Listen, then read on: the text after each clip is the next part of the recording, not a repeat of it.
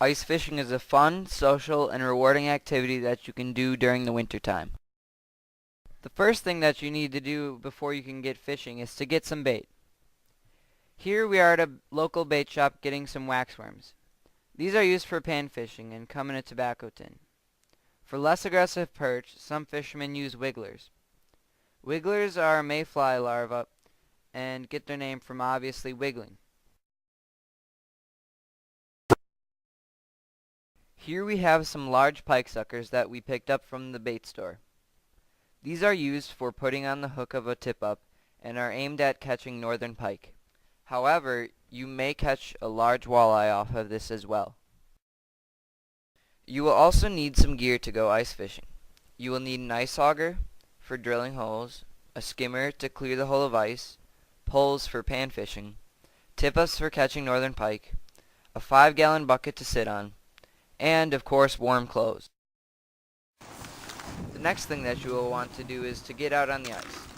First you have to load up all of your gear into your truck or all-wheel drive vehicle. If you do not have an all-wheel drive vehicle or truck, it can be very difficult to get on and off the ice. If you see other cars out on the ice, you're fine, but if you do not see any, I would suggest drilling a hole or two to see how deep the ice is. If it is 8 or more inches deep, it is safe to drive on. Here's the ice auger that we will be drilling our holes with. Here, a friend of mine is drilling the holes. This is a very fun part of ice fishing.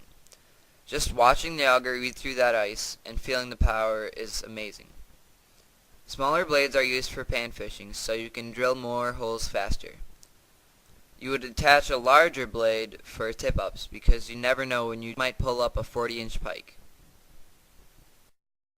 Once you get your holes drilled, you want to take your skimmer and remove all the ice around the hole. Then use the skimmer to clear the ice out of the hole. If this is not done, your hole will freeze up on you and it may be very difficult to retrieve your tip-up. Next, you want to set up your tip-ups. To set up a tip-up, you need to first unlatch the flag. Then loosen the wing nut on the side to drop down the main body and tighten back the wing nut. Then take the line from the bottom of the tip-up and attach your lead weight to find the depth. Drop the weight down the hole and let it hit the bottom. Once it hits the bottom, reel it up until there is no slack left. Then pull the tip-up out and reel up about a foot of line. This is so the bait is not sitting on the bottom of the lake and can actually be seen by the fish. Once that is done, bring up the rest of the line by hand and attach a pike sucker through the back or through the lip. Make sure not to let your bait go back in the hole before it's on the hook. That would be bad. Once that is done, lower the bait into the hole and place the flag under the little T section.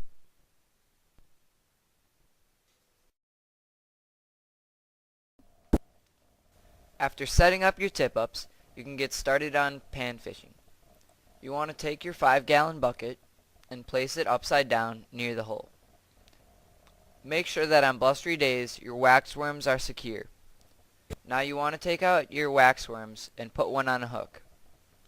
Then lower it into the water and lightly jig off of the bottom. Here is Don jigging for perch using his Vexilar. The Vexilar is a sonar device that shows him where the fish is off the bottom. Shortly after, he reeled in 2 jumbo perch. Occasionally, a random snowmobiler will stop by to talk to you. It can be sometimes nice, but most of the times it's really kind of annoying if you don't want to talk. And might I add, we did not want to talk. Later that night, one of our tip-ups went up. Now to take a tip-up, you should spin the T counterclockwise a few times so the fish doesn't know that it's on until you're ready to reel it in. Once you do that, remove the tip-up from the hole and begin to reel it in. Now Cody, who's taking the fish in, thinks it's coming straight at him because there's little tension. However, it's just a much smaller and completely different kind of species than what we were looking for.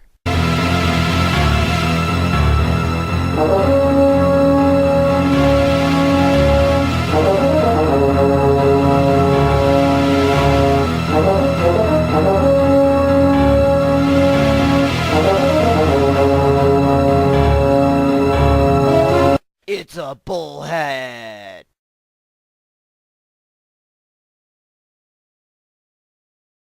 There is no specific time when ice fishing was discovered, but Native Americans were probably the first to do it here in Wisconsin. The Native Americans would use chisels to cut holes in the ice, and then spearfish instead of catching them with a hook. As you can see, ice fishing has changed a lot over the years. However, you can still have a great time fishing, especially when socializing with friends and family over who caught the biggest fish.